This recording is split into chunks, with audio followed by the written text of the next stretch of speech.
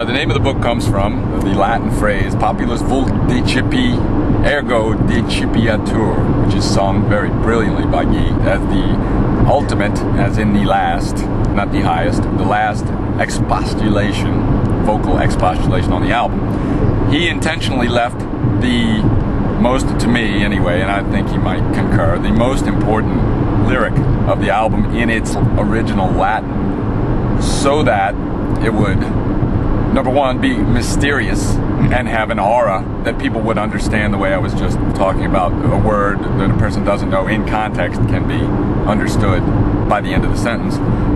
And also not simply at all, in an equal part, to have the mystery and the aura, in equal part for people to chase what it was down, find it and translate it and do it themselves. Yeah. Because that's what Guy and I do, and that's why we're brethren in this. We want interactive art.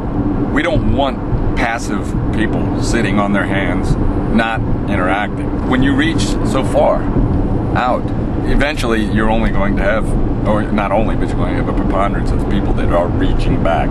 And that's why we kept talking about the Bucky factor. And so he did that, and I understood that he did that to urge, to prompt, let's say, the listener who was really interested in the album to go find out what the saying was, because it's a key idea to certainly to Heretik too, but to the whole Heretik trilogy, which is the people wish to be deceived, therefore let them be deceived.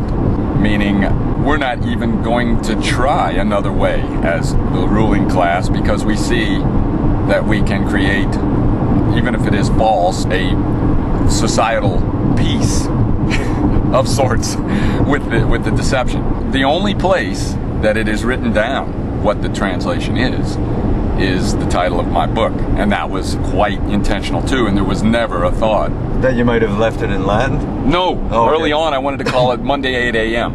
Oh. I wanted to call it Monday 8 a.m. and I told you when I got there, yeah, because that was as early on. And when I left, the book concerns our interaction, the 4 band members, the family members, and me, the 9 of us. No, 8. And so I started with me at home, and when I'm asking him, would you like me to write a book, and he's thinking about it, then replying, and then I leave. And the first line of my leaving is Monday, 8 a.m.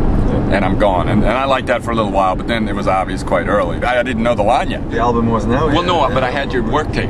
Yeah. I had your bare bones work tape. Okay. So without the lyric, when I heard that and I saw that it wasn't translated, that was an easy decision. It was simple. I said to translate it for the book. Yeah. And even you did not understand. And that was how the question arose. Because it is mysterious still. And we did our job well, obviously.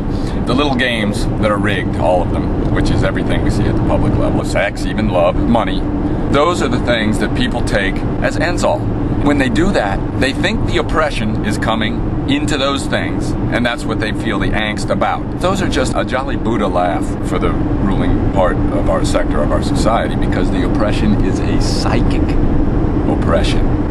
And the psychiatric profession has been elevated to a status of above the law, above reproach, above everything. People wish to be deceived, and the people who wish them to be deceived don't like open eyes. This psychic oppression, it polices itself person to person, along with the police themselves.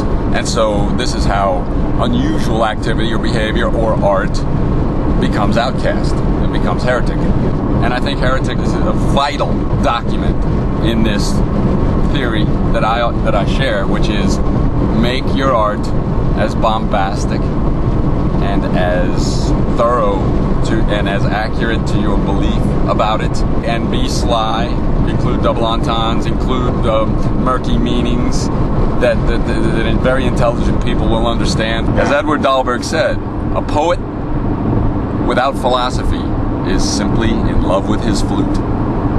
That's all actually entirely and intimately related to both Guy's Heretik and my book about it. We weren't really getting off the subject. It seems as though we did. In fact, that's just scratching at it. And that's why in 2000, when Guy and I became friends, and he told me about Heretik in California, and I was flabbergasted. And I told this story several times. I was flabbergasted that you already said it was a 3-piece work and none of it was in the can yet, or just a little bit of the first one was in the can. I said, well, holy shit.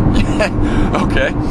When it came out and I heard it, obviously there was a deep philosophical bent, and one that I shared. So I said, I'm going to follow this guy. I'm going to follow him.